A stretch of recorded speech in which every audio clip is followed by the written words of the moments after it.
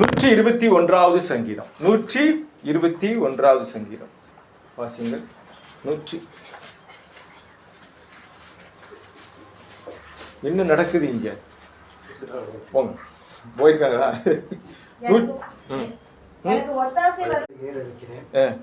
வானத்தையும் பூமியும் உண்டாக்கின கர்த்தரிடத்திலிருந்து எனக்கு ஒத்தாசை வரும். உன் காலை தள்ளாட ஒட்டார், உன்னை காக்கிறவர் உறங்கார். இதோ இஸ்ரவேலை காக்கிறவர் உறங்குவதும் இல்லை, தூங்குவதும் இல்லை. கர்த்தர் உன்னை காக்கிறவர், கர்த்தர் உன் வலது பக்கத்திலே உனக்கு நிழலாய் இருக்கிறார். பகலிலே வெயிலாகிலும் இரவிலே நிழலாகிலும் உன்னை சேதப்படுத்துவதில்லை. கர்த்தர் உன்னை எல்லா தீங்கிற்கும் விலக்கி காப்பார். அவர் உன் ஆத்மாவை காப்பார். கர்த்தர் உன் போக்கையும் உன் வரத்தையும் இது முதற்கொண்டு என்றென்றைக்கும் காப்பார். 121ஆம் சங்கீதம் மனப்பாட சங்கீதம். யாருக்கெல்லாம் வாய்ப்பு இருக்குதோ டெய்லி ஒரு முறை வாசிங்க. வெறும் 8 வசனம் தான் இருக்குது. ஒரு நாளைக்கு ஒரு வசனம் படித்தா 7 நாளில் 7 வசனம் படிச்சிடும். ஞாயிற்றுக்கிழமை 2 வசனம் படிச்சுங்க, 8 வசனமாயிரு. அற்புதமான ஒரு சங்கீதம், நம்மை உற்சாகப்படுத்துகிற சங்கீதம், நம்மை பலப்படுத்துகிற சங்கீதம், எல்லா சூழ்நிலைகளிலும் எல்லாருக்கும் தேவையான ஒரு சங்கீதம். இப்போ பாட்டு பாடணும் இல்லையா? உற்சாகமாய் உணர்ந்து பாட வேண்டும். வாய்ப்பாடு மாதிரி தேசிய கீதம் மாதிரி சம்மந்தம் இல்லாமல் பாடிடாதீங்க. அதெல்லாம் நமக்கு சம்மந்தம் இல்லை, ஆனால் என்ன செஞ்சாயிருந்தோம்? பாடித்தாக்கணும். அப்படி அல்ல, பாடலாகட்டும் சங்கீதமாகட்டும் நம்மை உற்சாகப்படுத்தவும் நம்முடைய ஆத்மா பலப்படுத்தும்படியாக நாம் பாட வேண்டியது அவசியமா இருக்கு.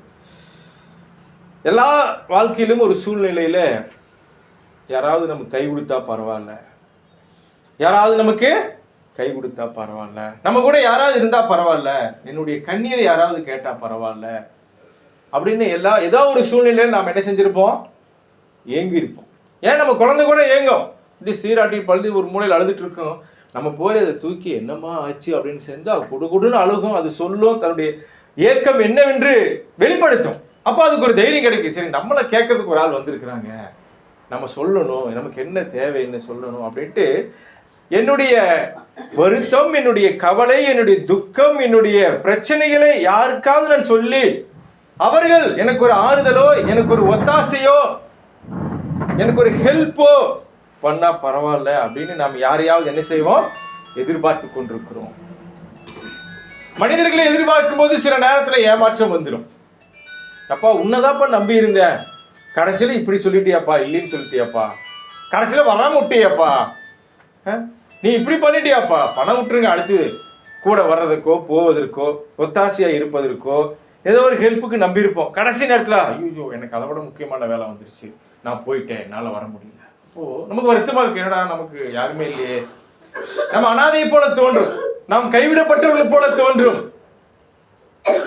நம்மை சுற்றிலும் வெறுமை இருக்கிறது போல தோன்றும். ஆனால் இந்த சங்கீதக்காரன் என்ன சொல்றான்? யார் என்ன பண்ணாலும் பிரச்சனை இல்லை, நான் யாரையும் நம்பவில்லை, நான் நம்புவது யாரை?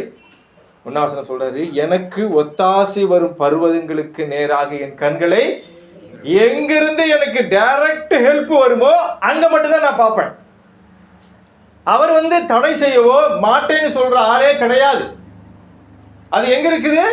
எனக்கு ஒத்தாசை வரும் பர்வதத்திலே இருக்கிறது, அங்கே என் கண்களை ஏறெடுப்பேன். இல்லைங்களா? அவர் யாரு? ஒத்தாசை கொடுக்கிறவர் யாரு? அடுத்த வசனம், வானத்தை அவ்வளவுதான். எங்க அப்பா எங்க பெரியப்பா வருவார் நினைச்சேன், எங்க சித்தப்பா கொஞ்சம் ஹெல்ப் பண்ணுவார் நினைச்சேன், வீடு வாங்கலான்னு பார்த்தேன், அவர் ஒரு 10 லட்சம் பணம் வச்சிருந்தாரு, கடைசி நேரத்துல கேட்டா ஆனா நான் இப்பதான்ப்பா வேற இடம் வாங்கி போட்டேன்ட்டாரு. யார் யாரையோ நம்புறோம், ஆனால் வானத்தையும் பூமியும் உண்டாக்கின கர்த்தரிடத்திலே ஒத்தாசை வரும் என்பதை ரொம்ப லேட்டா தான் புரிஞ்சுக்கிறோம். அவருக்கு இருக்கிறதே மறந்துடுறோம். மறந்துட்டு நம்ம என்ன செய்யறோம்? நமக்குள்ள மிகப்பெரிய பாரத்தை ஏத்திக்கிறோம். என்ன இப்படி ஆயிடுச்சு, நான் எங்க போவேன், என்ன பண்ணுவேன், ஏது பண்ணுவேன்? ஆனா அவர் சொல்றாரு, வானத்தையும் பூமியும் உண்டாக்கின கர்த்தரிடத்திலிருந்து எனக்கு ஒத்தாசை வரும். 124 8வது வசனம் வாசிங்க. 124 8வது வசனம். நம்முடைய சகாயம் வானத்தையும் பூமியும் உண்டாக்கின கர்த்தருடைய நாமத்தில் உள்ளது.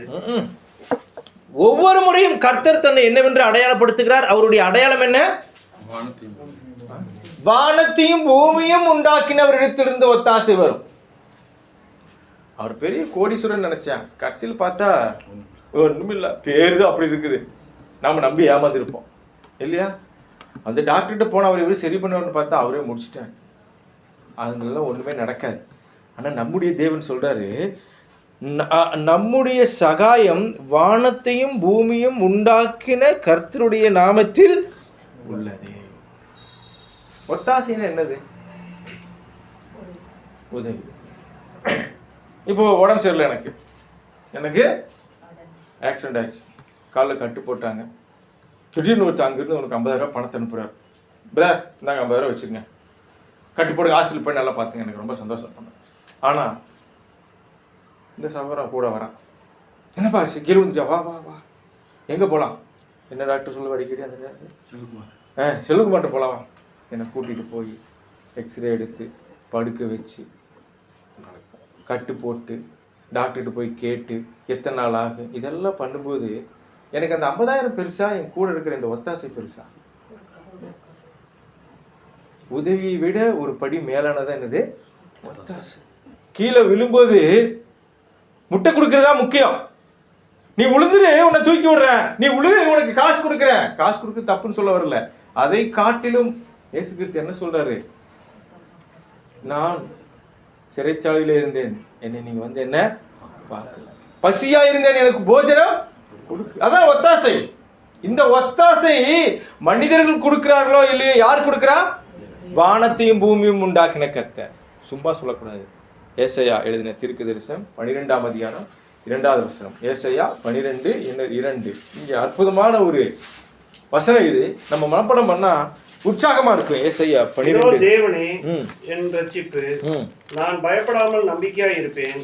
கர்த்தராகிய யெகோவா என் பெலனும் என் கீதமுமானவர், அவரே எனக்கு ரட்சிப்புமானவர். எவ்வளோ பெரிய ஒரு பாடல், மிக அர்த்தம் உள்ளது, ஃபுல் பேக்டு அப்படின்னு சொல்லுவாங்க. 2வது வசனம், இதோ தேவனே என் மீட்பு, தேவனே என்னை காப்பாற்றுகிறவர். அதெல்லாம் அர்த்தம்.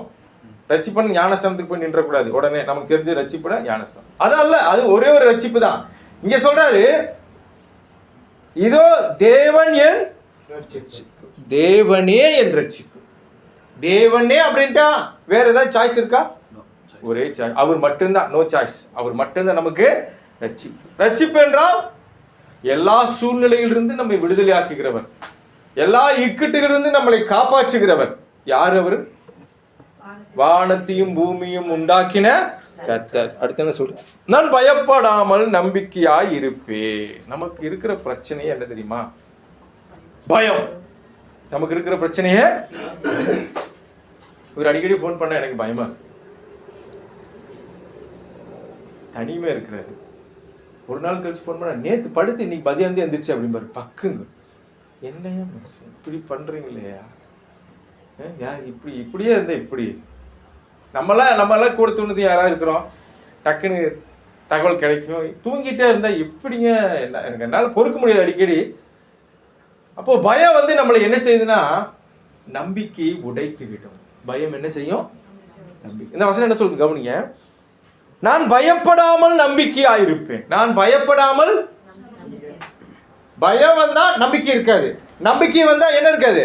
பயம் இருக்காது. கரெக்டா சொல்லிட்டுனா கரெக்ட் தான் இல்லையா? பேதுரு தண்ணிக்குள்ள முழுக போனாரு, இயேசு தூக்கிவிட்டு பயப்படாத அப்படின்னாரு. அற்ப விசுவாசியை ஏன் பயப்பட்டார்? இப்ப நம்ம பயப்படுகிறோம் என்றால் நமக்கு யாருமே இல்லை, ஒத்தாசை இல்லை. என் பக்கத்துல வலது பக்கத்துல ஒருத்தரும் இல்லை, என் இடது பக்கத்துல ஒருத்தரும் இல்லை, எனக்கு முன்பாக ஒருத்தரும் இல்லை, என்னை காப்பாற்றுகிறவர் ஒருத்தரும் இல்லை என்கிற பயம் வருமானால் நமக்கு என்ன இல்லை? நம்பிக்கை இல்லாமல் போய்விடும். அவர் என்ன சொல்றாரு? நான் பயப்படாமல் நம்பிக்கையா இருப்பேன். கர்த்தராகிய யெகோவா, கர்த்தராகிய யெகோவா அவர் எப்படிப்பட்டவர்? என் பெலனும் என் கீதமுமானவர், அவரே எனக்கு ரட்சிப்புமானவர். அவர்தான் பெலன் கொடுக்கிறவர். யாருக்கு? பயப்படுகிறவனுக்கு, நம்பிக்கை அற்று இருக்கிறவனுக்கு அவர் என்ன கொடுக்கிறாரு? பெலன் கொடுக்கிறார். எங்க அண்ணன் துப்பாயில் இருக்கிறான், எப்படியாவது என்ன காப்பாற்றுருவான், தூக்கி விட்டுருவான்னு பல வருஷமா பல பேர் என்ன கேட்டே இருப்பாங்க. உங்க அண்ணன் துப்பாயில் இருக்கிறான், பிரச்சனை இல்லை டே. அப்ப விவேகானந்த தேர்தல் இருக்கண்டா அப்படின்னு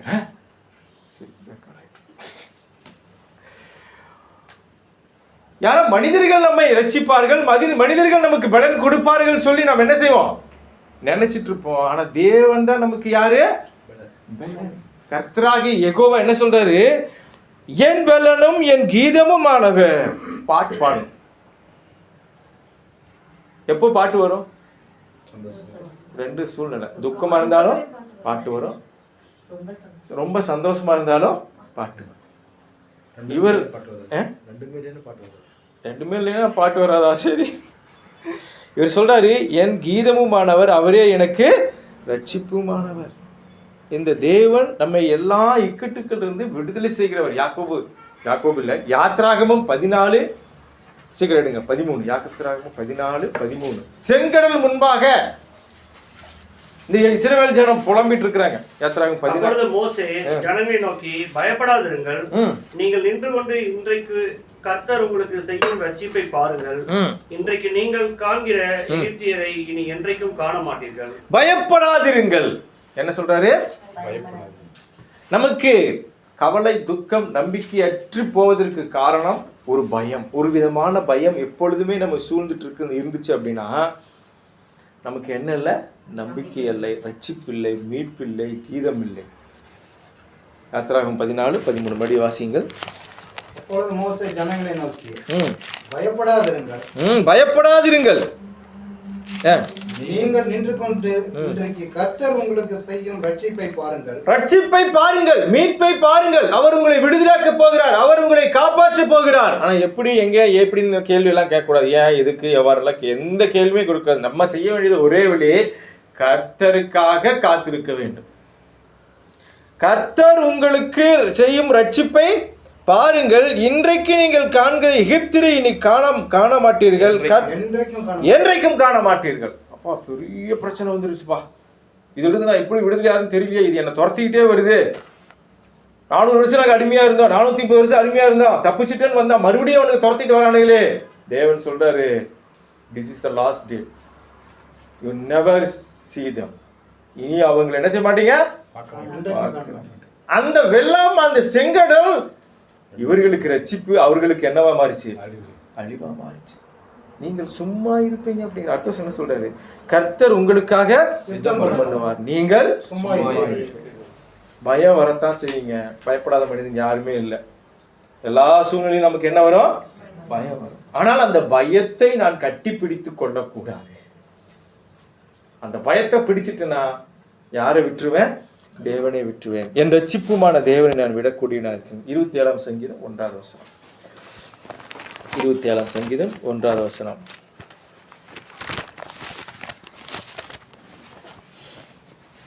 கர்த்தர் என் வெளிச்சமும் என் ரட்சிப்புமானவர், யாருக்கு பயப்படுவேன்? கர்த்தர் என் ஜீவனின் பலனானவர், யாருக்கு அஞ்சுவேன்? என்ன சொல்றாரு பாருங்க, யாருக்கு பயப்படுவேன்? யாருக்கு பயப்படுவேன்? இந்த புதிய ஆண்டிலே நாம் எடுத்துக்கொள்ள வேண்டிய உறுதிமொழி என்னவென்றால், யாருக்கு நான் பயப்படக்கூடாது. நம்ம யாருக்குமே பயப்படக்கூடாது. சொல்ல வேண்டிய ஒரே ஒரு வசனம், எனக்கு ஒத்தாசை வரும் பர்வதங்களுக்கு நேராக என் கண்களை ஏறெடுப்பேன். எப்பவெல்லாம் பயம் வருதோ அப்பவெல்லாம் நான் சொல்லணும், எனக்கு வருகிற ஒத்தாசை எங்க இருக்குது? வானத்தையும் பூமியும் உண்டாக்கின கர்த்தரிடத்திலிருந்து வருகிறது. மனிதர் என்னை கைவிடலாம், மனிதர் என்னை அற்பமாக எண்ணலாம், மனிதர்கள் என்னை ஏமாற்றி விடலாம், ஆனால் நம்மை உண்டாக்கினவர் நம்மை ஏமாற்ற மாட்டார். என்ன சொல்றது இவரு? கர்த்தரின் வெளிச்சம். சில நேரத்துல இருட்டடிச்ச மாதிரி இருக்கும் வாழ்க்கை, இருக்கா இல்லையா? இதுக்கப்புறம் என்ன நடக்குன்னு நமக்கு தெரியாது. இருட்டுல போனா அப்படிதான் இருக்கும். திடீர்னு கரண்ட் போயிடுச்சு, ரோட்ல போயிட்டு இருக்கிறோம், இருட்டாச்சும் அப்படியே நின்றுவோம், பயந்துருவோம், ஐயோ என்ன இருக்கு ஏது இருக்கு தெரியாது. அது போல நம்முடைய வாழ்க்கை இருட்டடைஞ்சு இருக்கும்போது, ஒரு திகில் நம்மை சுற்றி இருக்கும் பொழுது, ஒரு பயம் நம்மை சுற்றி இருக்கும் போது, ஒரு அவநம்பிக்கை நம்மை சுற்றி இருக்கும் போது சொல்றாரு, கர்த்தரின் வெளிச்சம். புதிய ஏற்பாட்டுல கொலைசேர்ல வெளிச்சத்தின் பிள்ளைகள் என்ன சொல்றாரு? ஒளியின் இடத்திற்கு கொலைசேர் 1:13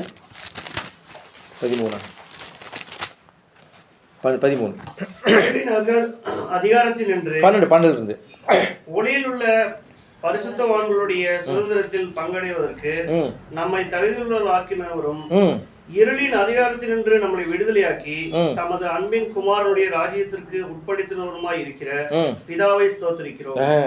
இருளிலிருந்து நம்மளை விடுதலையாக்கி எங்க உட்படுத்தியிருக்கிறாரு? வெளிச்சத்தின் ஒளியில் உள்ள பரிசுத்தவான்களுடைய சுதந்திரத்தில் பங்கடைவதற்கு நம்மை அழைத்திருக்கிறார். அப்போ கர்த்தர் நமக்கு சங்கீதம் வந்திருக்கு மறுபடியும், கர்த்தர் நமக்கு யாரா இருக்கிறாரு? வெளிச்சமா இருக்கிறார். அது மாத்திரமல்ல, 1:27 என் ரட்சிப்புமானவர், என்னை மீட்கிறவர், என்னை காப்பாற்றுகிறவர், எனக்கு உதவி செய்கிறவர், எனக்கு ஒத்தாசையா இருக்கிறவர், எனக்கு பலன் கொடுக்கிறவர், அவர்தான் என்னை ரட்சிக்கிறவர். யாருக்கு? பயப்படுகிறேன். அந்த ஜனம், இஸ்ரவேல் ஜனம் செங்கடல் முன்பாக நின்று பயந்து கடந்தார்கள். ஆஹா, முன்னாடி போனா செங்கடல், பின்னாடி யார் வர்றது? பயங்கரமா வெறியோடு வந்துட்டு இருக்கிறான். ஆனா மோசேக்கு தெரியும், ஏப்பா இத்தனை அற்புத அடையாளங்கள் செஞ்சு கூட்டிட்டு வந்தவர் இங்க போய் பயப்படலாமா? பயப்படாதீங்க, தைரியமா இருங்க, நீங்க சும்மா இருங்க. கர்த்தர் உங்களுக்கு என்ன செய்வாரு? உங்களுக்காக யுத்தம் செய்வார். கர்த்தர் யாருக்கு பயப்படுவேன்? கர்த்தரின் ஜீவனின் பலனானவன் யாருக்கு? தயவு செய்து யாருக்காகவும் நீங்க பயப்பட வேண்டாம். நம்மை பயமுறுத்துறது அவங்க வேலையே, நம்ம பயமுறுத்துறது அவங்களுடைய வேலை. சாத்தான் அவர்கள் மூலமாக நம்மளை என்ன செய்வாரு? பயமுறுத்துவாங்க. ஏசாயா 43:11. ஏசாயா 43 ரொம்ப லென்த்தியா போகுதா? சீக்கிரம் முடிச்சிடலாமா? ஏசாயா 43:11. நானே கர்த்தர், என்னை அல்லாமல் இரட்சகர் இல்லை. 43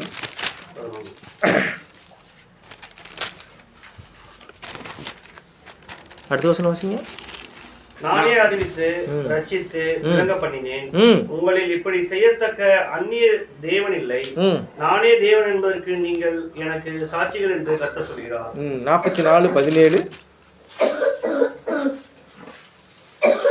அதில் மீதியான துண்டை தனக்கு விக்கிரக தெய்வமாக செய்து அதற்கு முன் விழுந்து அதை வணங்கி, நீ என் தெய்வம், என்னை ரட்சிக்க வேண்டும் என்று அதை நோக்கி மன்றாடுகிறான். 43:17.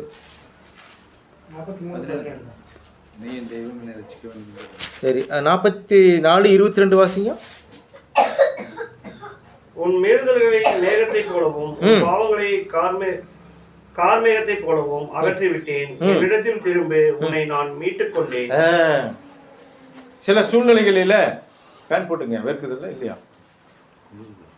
சில சூழ்நிலையில நம்ம ஏதோ ஒரு பாவம் செஞ்சிருவோம், ஏதோ ஒரு பாவம் செய்வோம். பாவம் செய்த பிறகு நமக்குள்ள ஒரு குற்ற உணர்வு ஏற்படும். நமக்குள்ள என்ன ஆகும்? ஒரு குற்ற உணர்வு ஏற்படும். அப்பவும் நம்முடைய தேவனைத்தான் நாம் தேடி வரணும். அந்த வசனம் தான் சொல்லுது. 44:22. உன் மீறுதல்களை மேகத்தை போலவும். மேகம் எவ்வளவு நேரம் நிற்கும்? பார்த்துட்டே இருந்தா அப்படியே போயிடும். அதோட இன்னொன்னு, உன் பாவங்களை கார் மேகத்தை போலவும் அப்படியே இருட்டு கட்டிட்டு வரும்.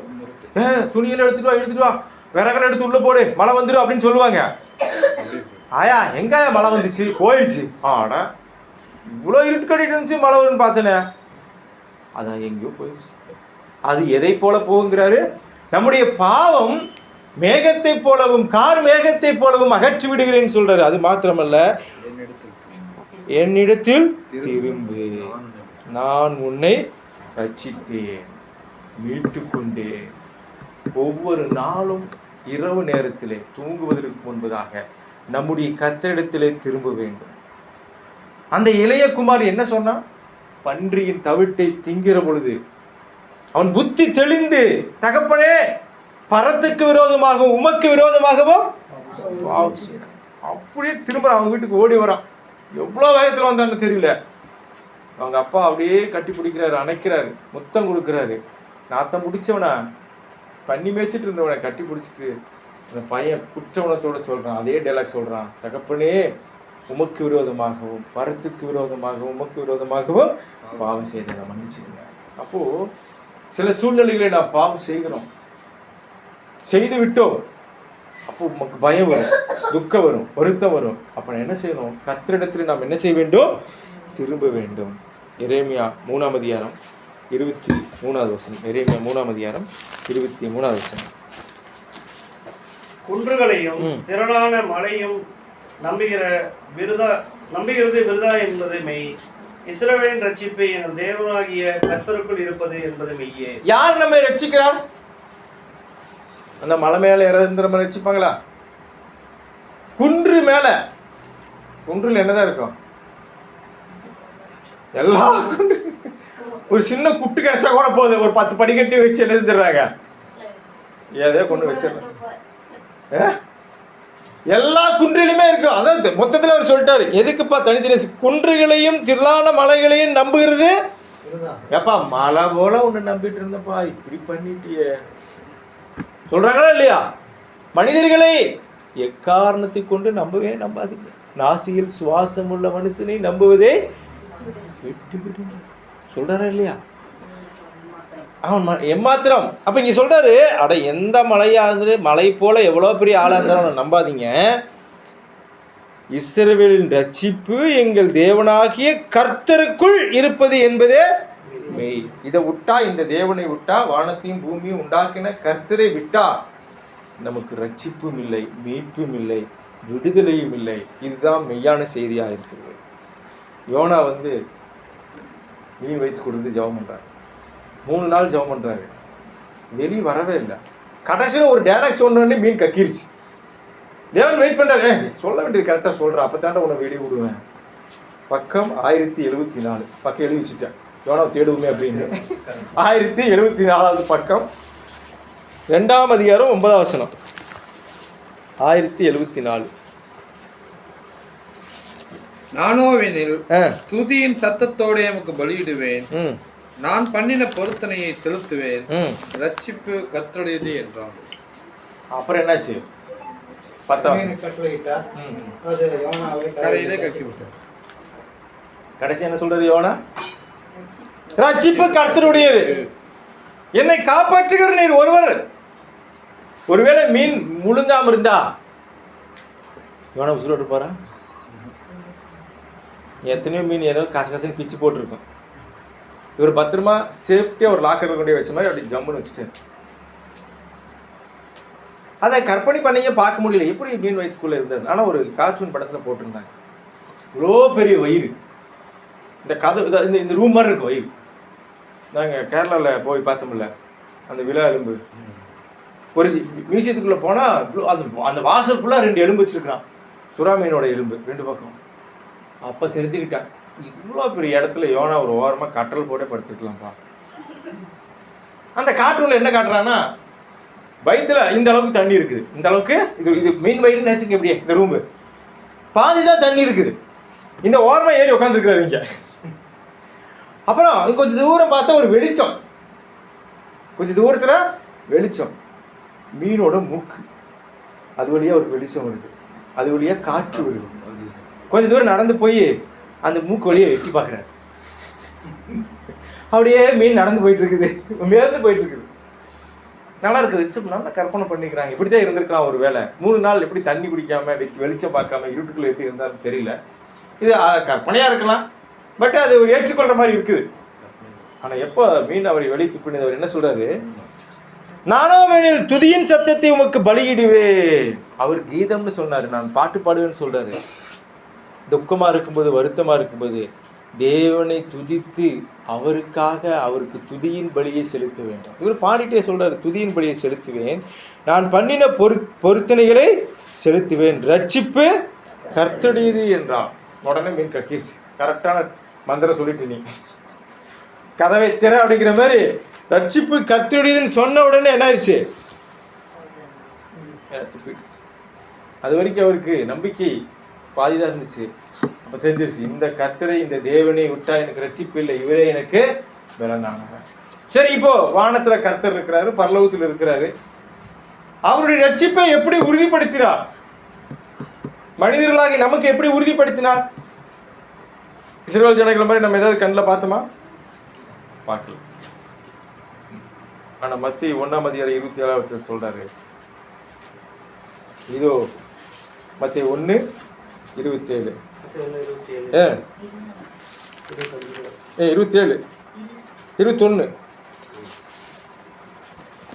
அவள் ஒரு குமாரனை பெறுவாள். அவருக்கு இயேசு என்று பெயரிடுவாயாக. ஏனெனில் அவர் தமது ஜனங்களின் பாவங்களை நீக்கி அவர்களை ரட்சிப்பார் என்றார். அவர் தன்னுடைய ஜனங்களுடைய பாவங்களை நீக்கி ரட்சிக்கிறவர். ரோமர் 1:16. நம்முடைய ரட்சிப்பு வானத்திலிருந்து வருகிறது. இப்பொழுது இயேசு கிறிஸ்து மூலமாய் வருகிறது. பாவ மன்னிப்பாக மீட்பு வருகிறது, ரட்சிப்பு வருகிறது. ரோமர் 1:16-17. கிறிஸ்துவின் சுவிசேஷத்தை குறித்து நான் வெட்கப்படேன். முன்பு யூதரிலும் பின்பு கிரேக்கரிலும் விசுவாசிக்கிறவனா எவனோ அவனுக்கு ரட்சிப்பு உண்டாவதற்கு அது தேவ பலனாய் இருக்கிறது. யாருக்கெல்லாம் ரட்சிப்பு? யாரையெல்லாம் நம்மை மீட்டுக் கொள்கிறார்? நீ யாரா இருந்தாலும் சரி, யூதனானாலும் சரி, கிரேக்கனானாலும் சரி, நீ என்ன செய்யணும்? விசுவாசிச்சா போது ரட்சிப்பு. அப்போ நமக்கு பயம் வரும் பொழுது, நமக்கு துக்கம் வரும் பொழுது, நமக்கு யாருமே இல்லைன்னு நினைக்கும் போது நம்ம செய்ய வேண்டிய வேலை என்ன? விசுவாசிக்கணும். அதான் பாயிண்ட். என்ன செய்யணும்? விசுவாசிக்கணும். முதல்ல சொன்னோம், பயம் வந்தா என்ன இருக்காது? நம்பிக்கை இருக்காது. நம்பிக்கை வந்தா நாம் நம்ப வேண்டும் என்றால் விசுவாசிக்க வேண்டும். விசுவாசம் என்பது என்னது?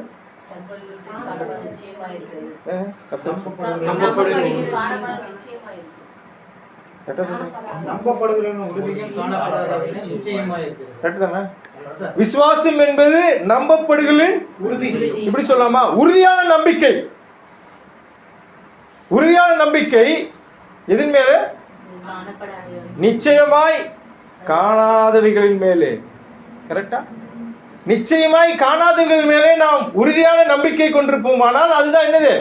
விசுவாசம்.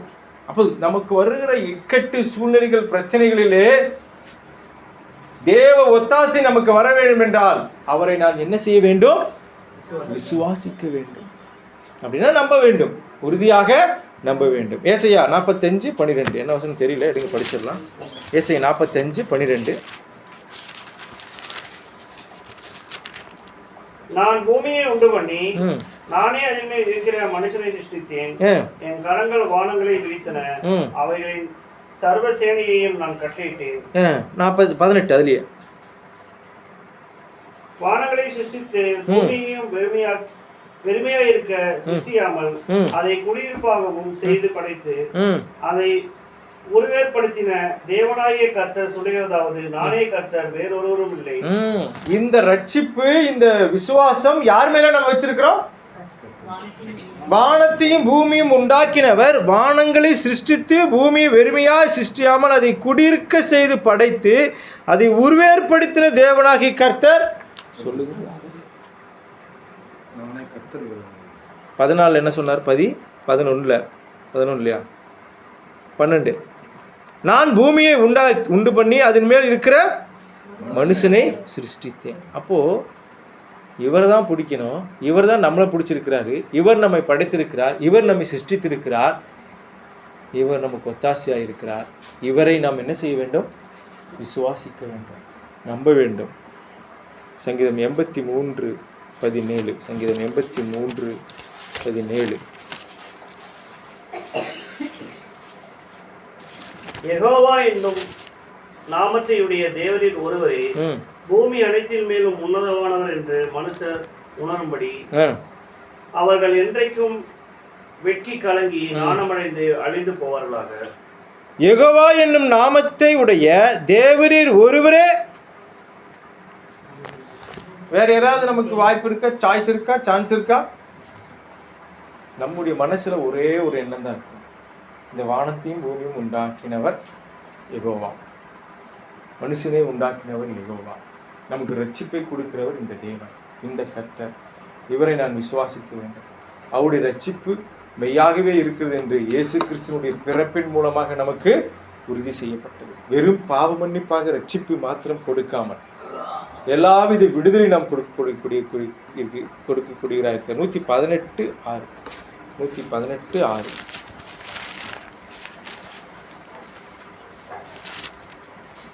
கர்த்தரின் பட்சத்தில் இருக்கிறார், நான் பயப்படுவேன், மனுஷன் எனக்கு என்ன செய்வான்? இப்போ பயம். அடுத்தது என்னது? பயம். ஏசாயா 12:2 பயம் சொல்றாரு. ஏசாயா 12:2 அது மாதிரி வச்சிருங்க. அதுதான் நமக்கு மூல வசனம். அதுதான் அவனுக்கு நமக்கு வந்து ஒரு ஃபுல் பேக்கடு வசனம். ஏசாயா 12:2 அங்கே ஒரு நோட்ஸ் வச்சுக்கோங்க. இதோ தேவனே என் ரட்சிப்பு, நான் பயப்படாமல் நம்பிக்கையா இருப்பேன். இதோ தேவனே என் ரட்சிப்பு, நான் பயப்படாமல் நம்பிக்கையா இருப்பேன். அந்த பயம் இங்க 118:6 சொல்றாரு, கர்த்தரின் பட்சத்தில் இருக்கிறார், நான்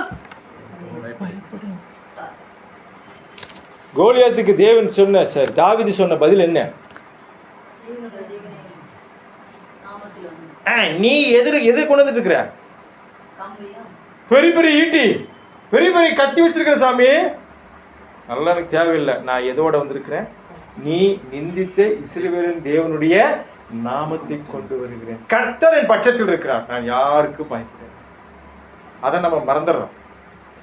அப்போ பயம் வந்துடும், திகில் வந்துடும், நம்பிக்கையற்று போய்விடுவோம், சோர்ந்து போய்விடுவோம், பலவீனம் வந்துடும், புலம்ப ஆரம்பிச்சிடும், எல்லாரும் சண்டை போடுவோம், எல்லாரையும் திட்டுவோம், பேசுவோம். ஏன்னா நமக்கு என்ன இல்லை? நம்பிக்கை இல்லை, திகிலடைந்து விட்டோம். இங்க என்ன சொல்றாரு? சங்கீதம் 18:6 கர்த்தரின் பட்சத்தில் இருக்கிறார். 5வது வசனம் பாருங்க, நெருக்கத்திலிருந்து கர்த்தரை நோக்கி கூப்பிட்டு. யாரை தான் கூப்பிடணும்? கர்த்தரை மட்டும்தான் கூப்பிடணும். யெகோவாவை மட்டும்தான். அவர்தான் வானத்தையும் பூமியும் படைத்தார், அவர்தான் நம்மையும் படைத்தார், அவர்தான் நமக்கு ரட்சிப்பு, அவர்தான் நமக்கு பலன். அப்ப யாரை கூப்பிடுங்க? நெருக்கத்திலிருந்து கர்த்தரை நோக்கி கூப்பிட்டேன், கர்த்தர் என்னை கேட்டருளி விசாலத்திலே வைத்தார். எல்லா சூழ்நிலைகளிலும் முதல் நாம் கூப்பிட வேண்டியது அம்மா, அப்பா, தம்பி, ஏங்க, ஆண்டவரே, தேவனே, எங்களை ரட்சி, எங்களை மீட்டுக்கொள்ளும், எங்களுக்கு பலன் தாரும். எப்படி இந்த கர்த்தரை நாம் நம்புது? நம்ப சொல்லிட்டோம் இல்லையா? 2 சாமுவேல் 22:2 இங்கே ஒரு பாடல் பாடுறாரு பாருங்க. 2 சாமுவேல் 22:2 தாவீது தான் பாடுவார். 22 கர்த்தரின் கன்மலையும் என் கோட்டையும் என் இரட்சகருமானவர். 3 தேவன் நான் நம்பியிருக்கிற துருக்கமும் என் கேடகமும் என் இரட்சணிய கொம்பும் என் உயர்ந்த அடைக்கலமும் என் புகலிடமும் என் இரட்சகருமானவர்.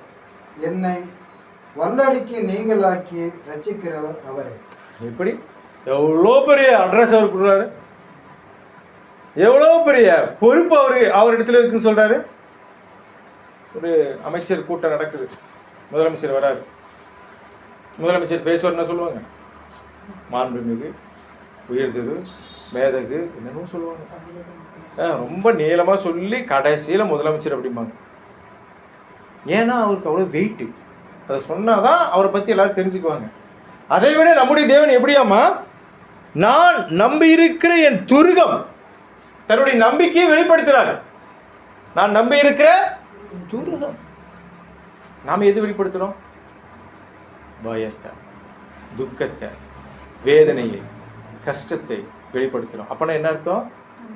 நாம் தேவனை நம்பல. இந்த வசனம் நமக்கு தெரியாதுன்னு அர்த்தம். நான் நம்பி இருக்கிற துருகமும் என் கேடகமும் என் இரட்சண்ய என் உயர்ந்த அடைக்கலமும் என் புகலிடமும் நான் என் இரட்சகருமானவர். என் வல்லடிக்கு நீங்களாக்கி என்னை வல்லடிக்கு நீங்களாக்கி ரட்சிக்கிறவர் அவரே. There are no other choice. மறுபடியும் நமக்கு சங்கீதக்காரனாகட்டும், ஆரோகண சங்கீதமாகட்டும், மோசேவாகட்டும், இவர்களெல்லாம் நமக்கு உறுதியாக சொல்லிக் கொடுக்கிற விஷயம் என்னவென்றால், இந்த தேவனை மறந்து விடாதீர்கள், இவருடைய வல்லமையை அறிந்து கொள்ளுங்கள், அவருடைய நாமத்தை பிடித்து கொள்ளுங்கள். சில நேரத்தில் நமக்கு அப்படிதான் இருக்கும். என்ன பண்றது? திக்கற்று இருப்போம். அப்போ என்ன ஆச்சு அப்படின்னா, இதையெல்லாம் மறந்துட்டோம், இந்த தேவனை மறந்து விட்டோம். 18:2 சங்கீதம் 18:2. ஏன் இவ்வளோ வசனம் படிக்கணும் தெரியுமா? அவ்வளோ வெயிட். இன்னைக்கு இதுதான் காலையில் ஈரோட்டு சபையில் செய்தி இதே தான். கர்த்தரின் கன்மலையும் என் கோட்டையும் என் இரட்சகரும் என் தேவனும் நான் நம்பியிருக்கிற என் துருகமும் என் கேடகமும் என் இரட்சணிய கொம்பும் என் உயர்ந்த அடைக்கலமும் ஆயிருக்கிறார். நமக்கு தெரிஞ்சது என்ன? அன்புள்ள பிதாவே, பரலோகத்தின் பிதாவே, உன்னதத்தின் பிதாவே, இவ்வளவுதான். ஏதாவது தெரியுமா? இதை சொல்லி ஜெபம் பண்ணி பாருங்களேன் ஒரு நாளைக்கு. என்ன சொல்றாரு? கர்த்தரின் கன்மலை, பிதாவே நீங்கள் என் கன்மலை, என் கோட்டை, நீர் என் கோட்டையா இருக்கிறீர், அதற்காக ஸ்தோத்திரம். என் ரட்சகரும் என் தேவனும் நான் நம்பி இருக்கிற என் நம்பிக்கை.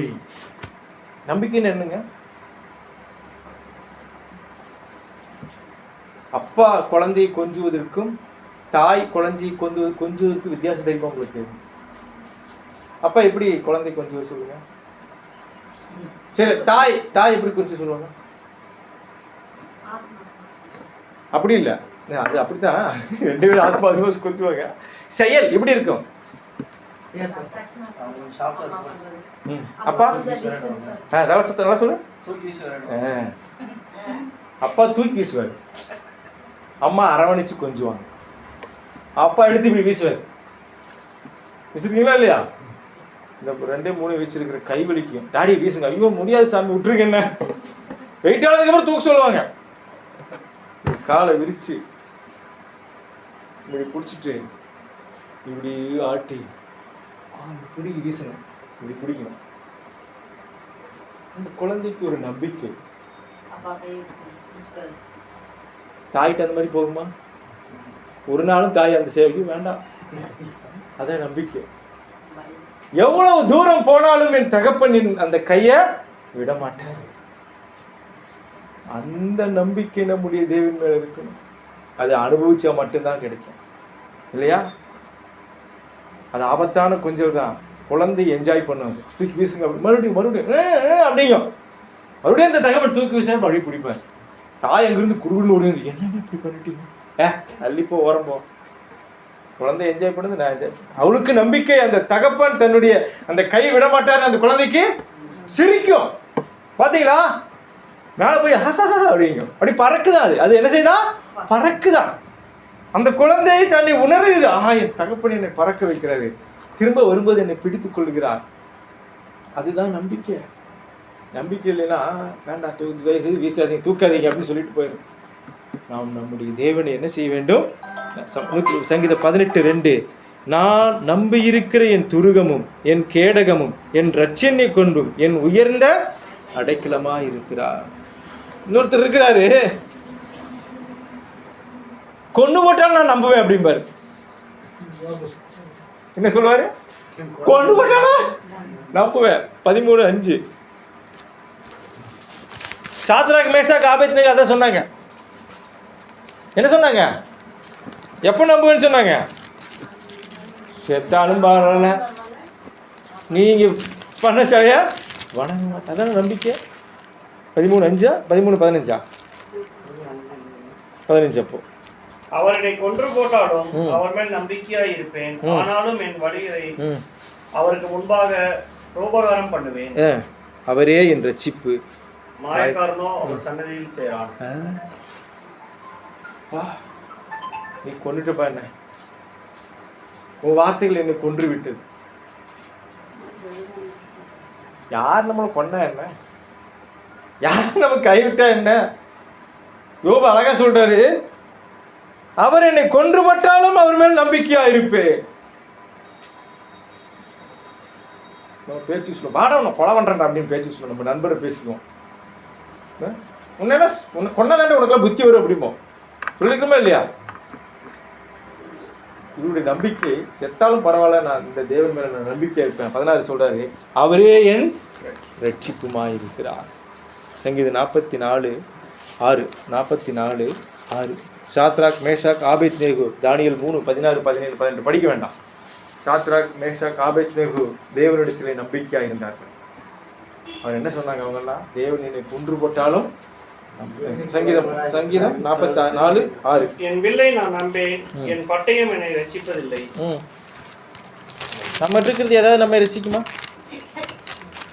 பணம் நம்மை காப்பாற்றுமா?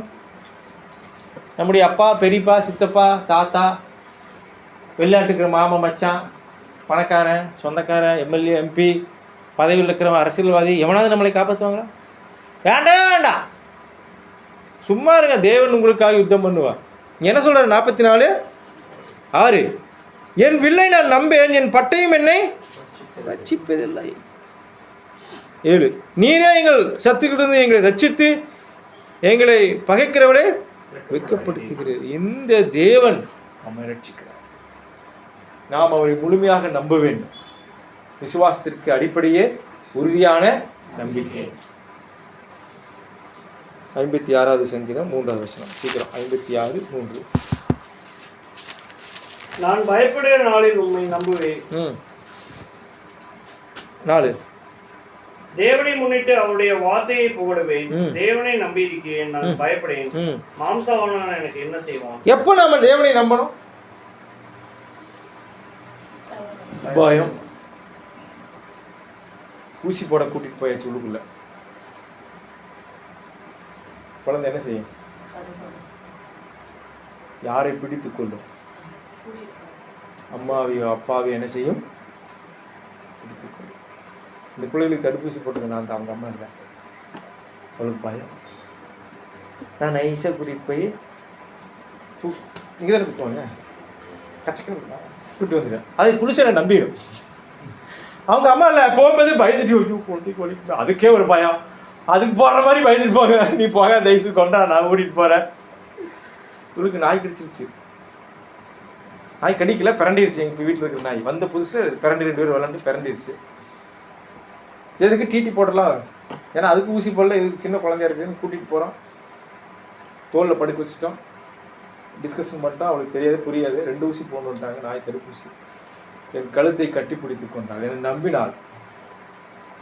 2 பக்கம் 2 ஊசி. அவங்க அம்மா தான் போட்டுருப்பான். அப்போ பயம் வரும்போது நம்ம என்ன செய்யணும்? நம்முடைய பிதாவாகிய தேவனுடைய கழுத்தை கட்டி பிடிக்க வேண்டும். அந்த வசனம் அதான் சொல்லுது, நான் பயப்படுகிற நாளில் உம்மை. நாம யாரையா நம்புறோம்?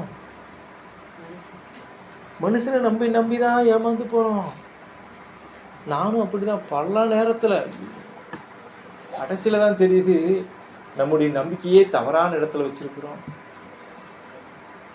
அடுத்து சொல்றாரு, தேவனை முன்னிட்டு அவருடைய வார்த்தையை புகழுவேன், தேவனை நம்புகிறேன், நான் பயப்படேன். 56:3 படிச்சு, 4 படிச்சாச்சு, 11 படிங்க. தேவனை நம்பி இருக்கிறேன், நான் பயப்படேன். மனுஷன் எனக்கு என்ன செய்வான்? அவ்வளவுதான். மனுஷன் எனக்கு, நமக்கு விரோதமாக எத்தனை பேர் என்ன பேசினாலும் யோசித்தாலும் தேவனை நான் கட்டி பிடித்திருப்பேன் ஆனால், நான் அணைத்திருப்பேன் ஆனால், டாக்டர் எத்தனை ஊசி போட்டாலும் அந்த கனவில் குழந்தைக்கு. ஏன்னா அவங்க கூட யார் இருக்கிறா? அவங்க அப்பா இருக்கிறா. தைரியம் இருக்கும், நம்பிக்கை இருக்கும். என்னுடைய நலனுக்காக தானே இதெல்லாம் நடக்குது, என்னுடைய பிரச்சனை சால்வாகத்தானே இதெல்லாம் நடக்குது. அப்போ நமக்கு உபத்திரவு, சோதனை, பிரச்சனைகள் வரும்பொழுது, வேதனைகள் வரும்போது, திக்கற்று இருக்கும் பொழுது, நம்பிக்கையற்று இருக்கும் பொழுது நம்முடைய பிதாவாகிய தேவனை நாம் அணைத்துக் கொள்வோமானால், சங்கீதம் 91:2 சொல்றாரு, உன்னதமானவரின் மறைவில் இருக்கிறவன் சர்வ வல்லவருடைய நிழலில் தாங்குவான். அடுத்த வசனம், நான் கர்த்தரை நோக்கி நீர் என் அடைக்கலம், என் கோட்டை, என் தேவன், நான் நம்பி இருக்கிறவர் என்று சொல்லுவேன். என்ன சொல்லணும்? அந்த டயலாக் ஃபுல்லா சொல்லணும். சும்மா நான் நம்புறேன் படிக்க மறுபடியும். நீர் என் அடைக்கலம், நீர் என் அடைக்கலம், என் கோட்டை, என் கோட்டை, என் தேவன், என் தேவன், நான் நம்பி இருக்கிறவர் என்று சொல்லுவேன். நான் நம்பி இருக்கிறவர் என்று சொல்லுவேன். அவர் அட்ரஸ் பண்ணும்போது தயவுசெய்து இனிமேல் சும்மா அன்புள்ள பிதாவே, பரலோகத்தின் பிதாவே இந்த வருஷத்துக்கு சொல்ல வேண்டாம். நான் நம்பி இருக்கிற என் பிதாவே, என் கோட்டையா இருக்கிற என் தேவன், என்னை ரட்சிக்கிற என் தேவன் அப்படின்னு சொல்லுங்க. என்ன சொல்றாரு? நான் கர்த்தரை நோக்கி ஜெபம் பண்றாருங்க. நான் பிதாவை நோக்கி, நான் யெகோவாவை நோக்கி, நீர் என் அடைக்கலம். அப்பா சீக்கிரம் வந்துருங்க, வீட்டில் தனியா இருக்கிறேன், எனக்கு பயமா இருக்குதுப்பா, சீக்கிரம் வாங்கப்பா. கணவன் மனைவிட்டையோ, மனைவி கணவன்கிட்டையோ, பிள்ளைகள் அப்பாவிட்டையோ, அம்மாட்டையோ சொல்றாங்க, சீக்கிரம் வாங்க. ஏன்? நீங்க வந்தா எனக்கு கொஞ்சம் தைரியமா இருக்கும். நீர் என் அடைக்கலம், அதான் வசனம். நீர் என் அடைக்கலம், என் கோட்டை. கோட்டையை தாண்டி உள்ள வர முடியாது. என் கோட்டை, என் தேவன், நான் நம்பி இருக்கிறவர் என்று சொல்றேன். அப்போ இன்னைக்கு ஜெபத்தில் இனிமேல் நம்முடைய நம்பிக்கையை வெளிப்படுத்தும், பயத்தை வெளிப்படுத்தும். நான் நம்பி இருக்கிற என் தேவனே, என் கோட்டையாயிருக்கிற என் தேவனே, என் ரட்சிப்பாயிருக்கிற என் பிதாவே, என் பலனாயிருக்கிற என் தேவனே அப்படின்னு சொல்லி ஜெபிக்க ஆரம்பிக்கணும். அதுதான் நம்முடைய விசுவாசம். அதுதான் நாம் தேவனிடத்தில் வைத்துக்கிற நம்பிக்கை வெளிப்படுத்துகிறது. செப்பனியா 3:12 1089வது பக்கம். 1089வது பக்கம். செப்பனியா 3:12. 1089. உன் நடுவில் சிறுமையும் எளிமையுமான ஜனத்தை மீதியாக வைப்பேன். அவர்கள் கர்த்தருடைய நாமத்தில் மேல் நம்பிக்கையா இருப்பார்கள். யார் கர்த்தர் மேல் நம்பிக்கையா இருப்பார்கள்? சிறுமையும் எளிமையான ஜனத்தை மீதியாக வைப்பேன், அவர்கள் கர்த்தருடைய நாமத்தின் மேல். தேவன் யாரைத்தான் பார்க்கிறாரு? முதல்ல சிறுமையும் எளிமையானவர்கள், ஆவியில் எளிமையுள்ளவர்கள். அப்போ நம்முடைய சத்தத்தை, நம்முடைய நம்பிக்கையை எதிர்பார்க்கிறார். நாம் அவரை நம்பி இருக்கிறோமா என்று நம்மை பார்த்து கொண்டிருக்கிறார். சரி, கடகடன் தாண்டி போயிடுவோம், ஏன்னா ரொம்ப லென்த்தியாக இருக்குது. 23:18 சங்கீதமா நீதிமொழிகளா? நீதிமொழிகள் 23:18.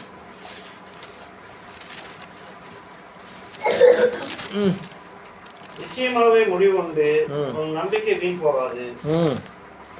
நிச்சயமாகவே 14:26 வாசிங்க. அதுலயும்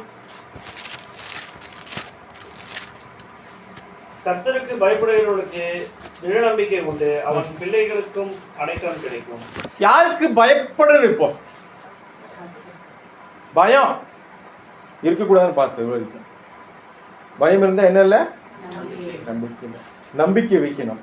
நம்மை உண்டாக்கின கர்த்தரிடத்தில் நம்பிக்கை வைக்கணும், உறுதியான நம்பிக்கை வைக்க வேண்டும். இப்பொழுது அந்த பயத்தை எங்கே திருப்பணும்? கர்த்தரிடத்தில் திருப்பணும். இந்த பயம் நமக்கு ரட்சிப்பை கொடுக்கிற பயம். அந்த பயம் கரெக்ட், ரட்சிப்பை எடுக்கிற பயம், கொலை நடுங்க வைக்கிற பயம், அவநம்பிக்கை கொடுக்கிற பயம், மரணத்தை ஏற்படுத்துகிற பயம், எல்லாத்தையும் கொடுக்கிறோம். அது சாத்தான் மேல் வைத்திருக்கிற பயம், இது தேவன் மேல் வைத்திருக்கிற பயம். அவர் என்ன சொல்றாரு? 14:27 கர்த்தருக்கு பயப்படுதல் அவன் பிள்ளைகளுக்கு அடைக்கலம் கிடைக்கும். 27 கர்த்தருக்கு பயப்படுதல் ஜீவ ஊற்று, அதனால் மரண கன்னிகளுக்கு தப்பலாம். 121 சங்கீதத்தில் அடுத்தது என்ன சொல்றாரு? வானத்தையும் பூமியும் உண்டாக்கின கர்த்தரிலிருந்து எனக்கு ஒத்தாசை. அவர் வானத்தையும் பூமியும் உண்டாக்கிட்டு எங்காவது போயிட்டாரா? ஓரமா ரெஸ்ட் எடுத்துட்டு இருக்கிறாரா? இதோ உன்னை காக்கிறவர் உறங்குவதும் இல்லை. நாம தூங்குவோம், நம்ம உறங்குவோம், ஆனால் நமக்கு ரட்சிப்பு கொடுக்கும்படியாக, நமக்கு மீட்பு கொடுக்கும்படியாக, நமக்கு ஒத்தாசை கொடுக்கும்படியாக அவர் காத்து கொண்டிருக்கிறாருமா. குழந்தை தூங்கிட்டு இருக்கும், இந்த தாய் அந்த செரலா கருவியை வச்சுட்டு வெயிட் பண்ணிட்டே இருப்பாங்க. எதுக்காக? முடிச்சா ஊட்டணும். அப்படிதானே? தாய் தூங்கிருமா, அது அழுவதற்கு முன்பாக ஆயத்தமாக உட்கார்ந்து இருக்கும். தாயை விட நம்முடைய தேவன் சொல்றாரு, உன்னை காக்கிறவர் உறங்குவதும் இல்லை தூங்குவதும். அடுத்த வசனம் வாசிங்க. கர்த்தர் உன்னை காக்கிறவர், கர்த்தர் உன் வலது பக்கத்திலே உனக்கு நிழலாய் இருக்கிறார். எங்க இருக்கிறாருப்பா? ரொம்ப தூரத்துல, எட்டாவது உயரத்துல. நாங்க ஒரு முறை ஹைதராபாத் போனோம். ஒரு ஸ்பெஷல் ட்ரெயின் விட்டுருந்தான், டிக்கெட் வேறு கிடச்சிருச்சு. எனக்கு தெரியல அது ட்ரெயின் வந்து கருப்பு ட்ரெஸ் போட்டு போகிற ட்ரெயின். அப்படியே ஏறி உட்காந்து கருகுன்னு இருக்கிறாங்க. நாங்கள் மட்டும்தான் கலர் ட்ரெஸ் இருக்கிறோம். கொச்சியிலிருந்து திருப்பதி போகிறாங்களாம் சாமி கும்பிட்றது. கொச்சியிலிருந்து கேரளாக்காரங்க எங்கே போகிறாங்க? ஒரு ட்ரெஸ் போட்டு. நான் கேட்டேன், ஏன் உங்கள் ஊரில் சாமி இல்லையா? நாங்களுக்கு அவருடைய இஷ்டம் இல்லை, இவ்வளோ தானே போகணும். இங்கே கொச்சின் திருப்பதி போகிறாங்களாம் பழையாரி. திரும்ப வரும்போது இதே மாதிரி ட்ரெயினில் மாறிட்டேன். திருப்பதியிலேருந்து ஒருத்தர் கொச்சின் போகிற ஒரு குரூப், நீங்கள் எங்கேயா போகிறீங்க? ஏன்னா ஒரு பக்கம் நீ இங்கே ஊரை கும்பிட வேண்டியதாண்டா, நீ நாங்கள் அங்கே வயதை கும்பிட, எங்களுக்கு இது இஷ்டம் இல்லை. அவன் சொல்கிறான், எங்களுக்கு இதில் நான் இப்படி போயிட்டு இருக்கிறீங்க. இங்கே கவர்மெண்ட் ட்ரெயின் வேறு ஸ்பெஷல் ட்ரெயினை விட்டு தள்ளிட்டு இருக்கு. அப்படியெல்லாம் போக வேண்டாம். நமக்கு நம்முடைய தேவன் எங்க இருக்கிறாருங்க? வலது பக்கத்திலே இருக்கிறார். இதோ இஸ்ரவேலை காக்கிறவர் உறங்குவதும் இல்லை தூங்குவதும் இல்லை. கர்த்தர் உன்னை காக்கிறவர், கர்த்தர் உனது வலது பக்கத்திலே உனக்கு எங்கேயும் தேடி போகாதீங்க, டிராவல் பண்ணாதீங்க. எப்போதும் நம்ம பக்கத்தில் இருக்கிறாரு. அப்போ நமக்கு என்ன உண்டாகும்? திட நம்பிக்கை உண்டாகும், கீதம் உண்டாகும், நிச்சயமாய் நமக்கு முடிவு உண்டாகும். சரி, சீக்கிரத்தில் முடிப்போம். நம்ம எப்போ சில நேரத்தில் நமக்கு நம்பிக்கை வருவதற்கு என்ன தெரியுமா எதிர்பார்ப்போம்? ஏதாவது இருந்தால் பரவாயில்ல, ஏதாவது அடையாளம் கரெக்ட், ஏதாவது பார்த்தா பரவாயில்ல, நம்புறேன், ஏதாவது காட்டினா நான் என்ன செய்கிறேன்? நம்பிக்கிறேன். ஆனால் ரோமர் 8 சொல்கிறாரு, பார்த்ததை நீங்கள் என்ன செய்ய வேண்டியதில்லை, நம்ப வேண்டியது. ரோமர் 8 சீக்கிரம் முடிச்சிடலாம், 23. அதுவும் அல்லாமல் ஆவியின் முதற்பலன்களை பெற்ற நாமும் கூட நம்முடைய சரீர மீட்பாகிய புத்திர சுவிகாரம் வருவதற்கு காத்திருந்து நமக்குள்ளே தவிக்கிறோம். அந்த நம்பிக்கையினாலே நாம் ரட்சிக்கப்பட்டிருக்கிறோம். காணப்படுகிறதை நம்புகிறது நம்பிக்கை அல்ல, ஒருவன் தான் காண்கிறதை நம்ப வேண்டியது என்ன? நான் காணாததை நம்பினோம் ஆகில் அது வருவதற்கு பொறுமையோடே காத்திருக்கிறோம். எதை நம்ப வேண்டும்? யாரை நம்ப வேண்டும்? காணப்படாதவர்களை நம்பணும். நீ காட்டு, அப்புறம் நம்புறேன். என்ன சொல்றாரு? 24, நாம் ரட்சிக்கப்படுகிறது நம்பிக்கையினாலே நாம் ரட்சிக்கப்படுகிறோம். அந்த நம்பிக்கையினாலே நாம் ரட்சிக்கப்படுகிறோம். காணப்படுகிறதை நம்புகிறது நம்பிக்கை அல்ல. புள்ள மாசமா இருக்கிறான், பையனா பிள்ளையா, பையனா பிள்ளையா, பையனா பிள்ளையா, பையனா பிள்ளையா, பையனா பிள்ளையா, டவுட்டா இருக்கு இல்லையா? பையன் தான் அப்படின்னு நான் சொல்றேன்.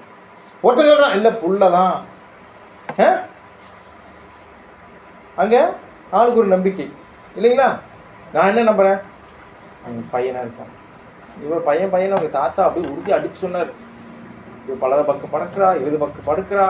அவ வேற சொல்றான், வைத்து இப்படி நேரம் பார்க்குறவங்களுக்கு காது சொல்றாங்கல்ல, பையன்தான். எல்லாருக்கும் ஒரே நம்பிக்கை பிறந்துருச்சு. ஒன்று, எனக்கு நம்பிக்கை இருக்குமா?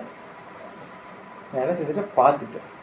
பார்த்ததை நான் என்ன செய்ய வேண்டியதில்லை, நம்ப வேண்டியது. வசனம் தானே சொல்லுது, காணப்படுகிறதே காணாததை. அடுத்த வசனம், நாம் காணாததை நம்பினோமாகில் அது வருகிறதற்கு பொறுமையோட காத்திருப்போ. சில நேரத்தில் நம்பிக்கை வருவதற்கு ஒரு வேலை நடக்கும். நம்பிக்கை வருவதற்கு ஒரு சம்பவம் நடந்தால் தான் நம்பிக்கை வரும். என்ன நடக்கணும்? பிரச்சனை, ப்ராசஸ், பரீட்சை. படிச்சிருக்கிறியா, தேறி இருக்கிறாங்களா அப்படின்னு எப்போ தெரியும்? ரோமர் 5:5 சீக்கிரம். ரோமர் 5:5. இதில் 2 நாள் பிரசங்கம் பண்ண மாட்டேங்குது, எங்கேயுமே முடிக்க முடியல, ஈரோட்லையும் முடிக்க முடியல. மேலும் நமக்கு அருளப்பட்ட பரிசுத்த ஆவியினாலே தேவன்பு நம்முடைய இருதயங்களில் ஊற்றப்பட்டிருக்கிறபடியால் அந்த நம்பிக்கையை நம்மை வெட்கப்படுத்தாது. 3 நாள் அதுலேயே 5 3 நாள். அது மாத்திரமல்ல, உபத்திரவம் பொறுமையையும் பொறுமை பரீட்சையையும் பரீட்சை நம்பிக்கையையும் உண்டாக்குகிறது என்று நாங்கள் அறிந்து. எப்ப நம்பிக்கை நமக்கு கிடைக்கும்? உபத்திரவமும் பரீட்சையும் சோதனையும் வரும்போதுதான் நம்முடைய நம்பிக்கை தெரியும், நம்பிக்கை உறுதிப்படும். இன்னைக்கு காலையில இப்போ ஒரு 6 மணிக்கு எனக்கு ஃபோன் வந்தது. சுவாரஸ்யமான சம்பவம், தூங்காதீங்க, நல்லா இருக்கும் கேட்குறேன். சரி, ஜான் டேவிட் எனக்கு இவருக்கு நண்பர். நாங்கள் புக் ஒன்று வெளியிட்டோம், அதுக்கு ரொம்ப ஹெல்ப் பண்ணார்.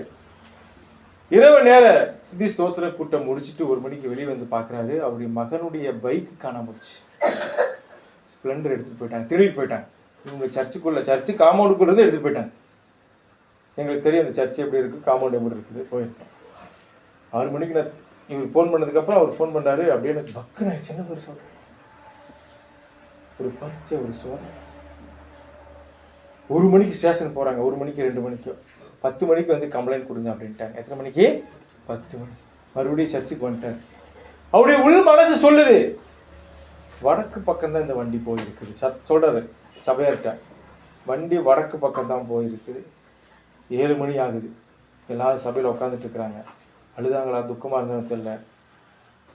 அந்த 7 மணி நேரத்தில் வண்டியோட சத்தம் இவரு கேட்குது. 1/2 கிலோமீட்டர் தூரத்தில் எல்லாருடைய வண்டி அவங்களுக்கு தெரியும். நம்ம வண்டி சத்தம் நமக்கு வித்தியாசமாக தெரியும். தம்பி, நம்ம வண்டி இந்த 1/2 கிலோமீட்டர் தூரத்தில் தானே ஓடிட்டு இருக்குது, எனக்கு கேட்குதுடா அப்படிங்கிறாரு. ஏன்னா யாரெல்லாம் தூங்கிட்டு இருக்கிறாங்க, ஒரு வண்டி மட்டும் அப்படியே போகுது, போகுது. அங்கிருந்த ஒரு பிரதரும் அவருடைய மகனும் பல்சர் எடுத்துட்டு பல கிலோமீட்டர் தேடி இந்த வண்டியை கண்டுபிடிச்சிட்டான். பின்னாடி போய் துரத்தி வண்டி கண்டுபிடிச்சி அவன் வண்டி விட்டுட்டு ஓடிட்டான். வண்டி எடுத்தவன் யாருன்னு கண்டுபிடிச்சு அவன் வீட்டுக்கே போயிட்டான். 7 மணி நேரத்துல பரீட்சை ஒண்ணு வந்தது அவருக்கு. அவருடைய நம்பிக்கையை சோதிப்பதற்கு முதல் நாளிலே ஆசீர்வாதமான இந்த முதல் வருடத்திலே மனம் உடைந்து போனான்.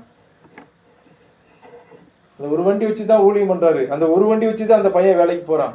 செகண்ட் ஹேண்ட் வண்டி வாங்குறது கூட ஒரு கவலை. இது அவ்வளோ பலவீனமான கையில காசு இல்லை, அழுகிறாரு போன்ல. 7 மணி நேரத்தில் தேவன் எங்களை வழிநடத்தினார். பரீட்சை வந்தது, சோதனை வந்தது, நம்பிக்கையை வெளிப்படுத்தினார் அவன். அப்படியே கேட்கும்போது நாமெல்லாம் தாங்குமோ என்னவோ தெரியல.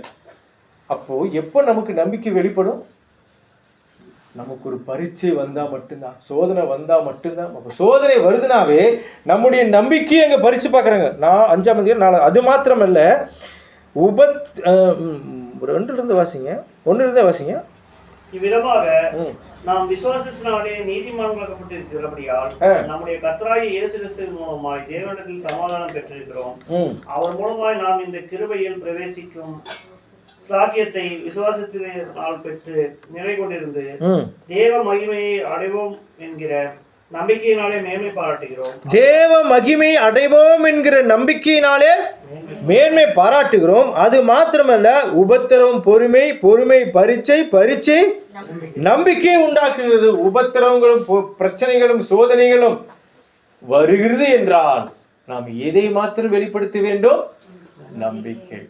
நான் யாரிடத்தில் நம்பிக்கையா இருக்கிறேன்? என் கர்த்தர் என் கோட்டை, என் பலனானவர், என் கீதமானவர், என்னை ரட்சிக்கிறவர் என்கிற நம்பிக்கை நமக்கு சொல்லணும். 91:2 சொல்றார் இல்லையா? உன்னதமானவரின் மறைவில் இருக்கிறவன் சர்வ வல்லவரிலேயே எழுதிட்டாங்க. அப்புறம் மறந்துட்டுமா?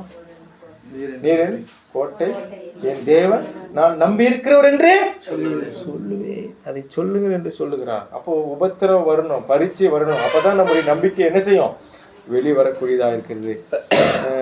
அதுக்கப்புறம் எபேசியர் 3:12. எபேசியர் விடமாட்டேன், நான் எல்லாத்தையும் பிரசங்கம் பண்ணிட்டு போவேன். விசுவாசத்தால் அவருக்குள் நமக்கு தைரியமும் திட நம்பிக்கையோட தேவனிடத்தில் சேரும் சாக்கியமும் உண்டாயிருக்கிறது. நம்பிக்கையோடு எனக்கு என்ன வேணும்? தைரியம். அவரை பற்றும் விசுவாசத்தால் அவருக்கு நமக்கு தைரியமும் திட நம்பிக்கையோடு தேவனிடத்தில் சேரும் சாக்கியமும். இந்த நம்பிக்கை நம்ம எங்கே கொண்டு போய் சேர்க்குது?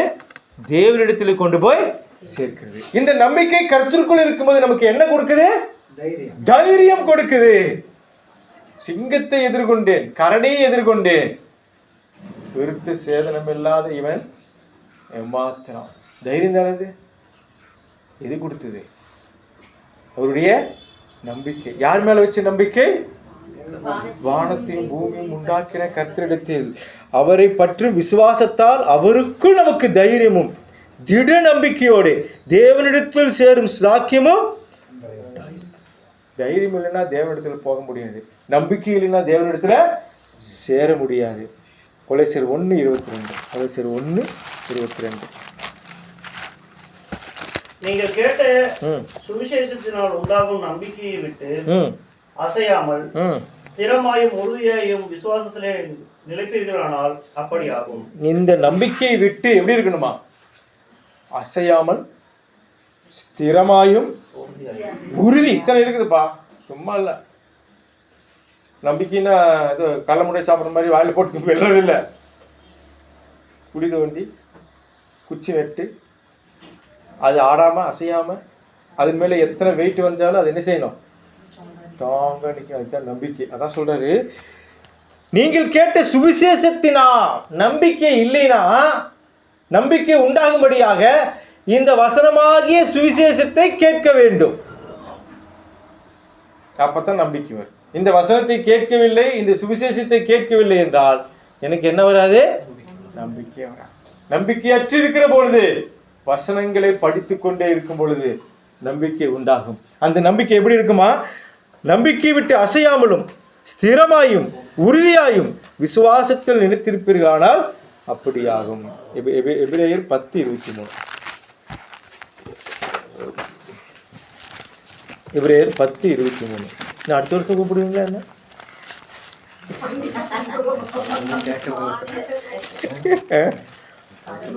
அல்லாமலும் நம்முடைய நம்பிக்கையை அறிக்கையிடுகிறதில் அசைவில்லாமல் உறுதியா இருக்க கடவும் வாக்குத்தத்தம் பண்ணினவர் உண்மையுள்ளவராய் இருக்கிறார். அவரு மாற மாட்டார்ப்பா.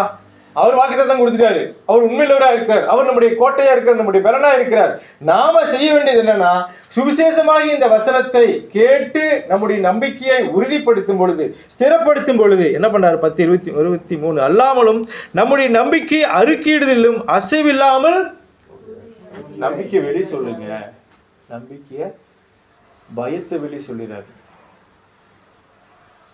அவர் விசுவாசத்தை வெளி சொல்லிடாது. நம்பிக்கையே வெளி சொல்லுங்க. டாக்டர்கிட்ட ஒருத்தர் படுத்திருக்கிறாங்க. போச்சு. போனோடனே, டே என்னடா இங்கே படுத்திருக்கிற, இங்கே வந்து என்ன படுத்திருக்கிற அப்படி சொல்லக்கூடாது. டே டோன்ட் வரி, 2 நாள் வீட்டுக்கு போடலாம். வந்துச்சு நட. காலில் கட் போட்டு வச்சுருப்பாங்க ஆப்ரேஷன் பண்ணி. டே நல்லா இல்லைடா, ஒன்றும் பிரச்சனை இல்லை அப்படின்னு சொன்னால் எப்படி இருக்கும்? நம்பிக்கை வெளிப்படுத்தணும், சொல்லணும், வாய் திறந்து சொல்லணும். அதான் சொல்றாரு இந்த வசனம். என்ன சொல்றாரு? அல்லாமலும் நம்முடைய நம்பிக்கை அறிக்கையிட வேண்டும். அப்பா வந்தோடனே அழுகாச்சு, கீழே விழுந்துட்டேன், பேனாவை காணோம், அம்மா அடிச்சு வச்சுட்டா, அக்கா கடிச்சு வச்சுட்டா, இடிச்சிட்டா. சந்தோஷமான செய்தி சொல்லதா? அப்பா எவ்வளவு சந்தோஷமா இருக்குது. நம்முடைய கர்த்தரிடத்தில் நாம் நம்பிக்கையை என்ன செய்யணும்? அறிக்கையிட வேண்டும். கொலோசியர் 1:28. இடையில நிறைய வசனம் விட்டுட்டேன், 2 பிரசங்கம் பண்ண மாட்டேங்குது இது. கொலோசியர் 1:28.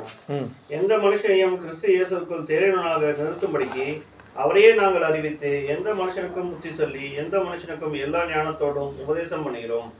27 மன்னிக்கிறோம்.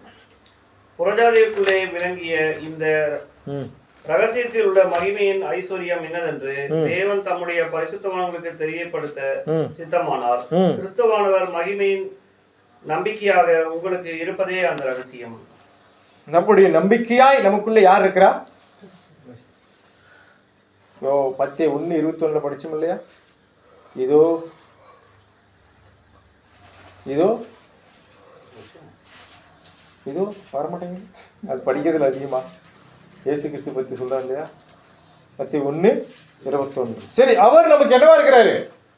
நம்பிக்கையா இருக்கிறார். அவர் நமக்கு ரட்சிப்பா இருக்கிறார். எங்க இருக்கிறாரு?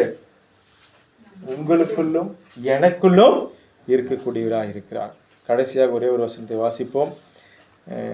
தீத்து 1:3. அவ்வளோதான், முடிச்சிடலாம். மறுபடியும் ஒரு ரிவ்யூ பண்ணிட்டு நம்ம முடிச்சிடலாம். தீத்து 1:3. பொய்யுரையாத தேவன் ஆதி காலம் முதல் நித்திய ஜீவனை குறித்து வாக்குத்தத்தம் பண்ணி அதை குறித்து நம்பிக்கையை பற்றி தேவ பக்திக்கு ஏதுவான சத்தியத்தை அறிகிற அறிவும் விசுவாசமும் தேவனால் தெரிந்து கொள்ளப்பட்டவர்களுக்கு உண்டாகும்படி. இந்த நம்பிக்கை நமக்கு தான் இருக்கு. உலக மக்களுக்கு இருக்குதா? அவங்களுடைய நம்பிக்கை யார் மேல? எது மேல? பணத்து மேல, சொந்தத்து மேல, பதவி மேல, பட்டத்தின் மேல, விக்கிரகத்தின் மேலதான் இருக்கும். நம்முடைய நம்பிக்கை என்ன இருக்குது? பொய்யுரையாத தேவன் ஆதி காலம் முதல் நித்திய ஜீவனை குறித்து வாக்குத்தத்தம் பண்ணி இருக்கிறார். அதுதான் நம்பிக்கை. அதை குறித்து நம்பிக்கையை பற்றி நம்முடைய நம்பிக்கை இந்த பூமியில யோபு சொன்னது போல, செத்தாலும் பரவாயில்ல, நான் உண்மை நம்பி இருப்பேன். எனக்கு எவ்வளவு பிரச்சனை உபத்திரங்கள் வந்தாலும் பரவாயில்ல, நான் உண்மை நம்பி இருப்பேன். இந்த 2025ஆம் ஆண்டிலே 121ஆம் சங்கீதம் தான், எனக்கு ஒத்தாசி வரும் பர்வதங்களுக்கு நேராக ஏன் கண்களை ஏறெடுக்கிறார். அவர் நம்முடைய போக்கில் வரத்து கூட இருக்கக்கூடியவராக இருக்கிறார். ஏசாயா 12:2 வீட்டில் இருக்கும்போது மறுபடியும் மனப்பாடம் பண்ணுங்க. ஏசாயா 12:2 ஒரே ஒரு முறை வாசியுங்கள். இதோ தேவனே என் ரட்சிப்பு, நான் பயப்படாமல் நம்பிக்கையாக இருப்பேன். கர்த்தராகிய யெகோவா என் பெலனும் என் கீதமுமானவர், அவரே எனக்கு ரட்சிப்புமானவர். எப்பவெல்லாம் உங்களுக்கு துக்கம், எப்பவெல்லாம் திக்கற்று இருக்கிறீர்களோ அப்ப படிக்க வேண்டியது என்னன்னா, இதோ தேவனே என் ரட்சிப்பு, நான் பயப்படேன், நான் பயப்படாமல் நம்பியிருப்பேன், பயப்படாமல் நம்பிக்கையா இருப்பேன். ஏன்னா தேவன் தான் என் ரட்சிப்பு. கர்த்தராகிய யெகோவா வெறும் ரட்சிப்பு இல்லை, எனக்கு பலன் கொடுக்கிறார். என் கீதமானவர், அவரே எனக்கு ரட்சிப்புமானவர். அப்போ இந்த தேவனை நாம் நம்ப வேண்டும், விசுவாசிக்க வேண்டும். எந்த தேவன் நமக்கு ஒத்தாசை கொடுக்கக்கூடியவராக இருக்கிறார், இந்த தேவன் மாத்திரமே வானத்தையும் பூமியையும் உண்டாக்கினவர், மனுஷனை சிருஷ்டித்தவர், நமக்கு ரட்சிப்பையும் மீட்பை உண்டாக்கினவர். நாம் வெளிப்படுத்த வேண்டியது நம்முடைய நம்பிக்கை தான் சொல்ல வேண்டும், நம்முடைய பயத்தை அல்ல. காண்கிறதை நாம் என்ன செய்ய வேண்டியதில்லை, நம்ப வேண்டியதில்லை. காணாததை நம்புவோமாகில் அதே நம்பிக்கையா இருக்குது. அந்த நம்பிக்கைக்கு உறுதியானவர் தான் யாரு? இயேசு கிறிஸ்துவானவர். இந்த பூமிக்கு வந்து நாம் அவரை நம்பும்படியாக, பிதாவாகிய தேவனை நம்பும்படியாக தன்னை வெளிப்படுத்தினார். அவர் மூலமாக ரட்சிக்கப்பட்டிருக்கிற நாம், அவர் நமக்குள் இருப்பதினாலே நமக்கு நம்பிக்கை உண்டாயிருக்கிறது. அந்த நம்பிக்கை இந்த பூமிக்குரிய மீட்பும் ரட்சிப்பும் பாதுகாப்பு மாத்திரமல்ல, நித்திய ஜீவனை குறித்ததான நம்பிக்கையா இருக்குது. இந்த நம்பிக்கையிலே உறுதியாயும் ஸ்திரமாயும் இருப்போமானால் தேவனிடத்திலே நாம் பங்குள்ளவர்களாக இருப்போம். உங்களுடைய பொறுமையான கவனத்திற்கு நன்றி. தேவன் தாமே நம்மை ஆசீர்வதிப்பாராக.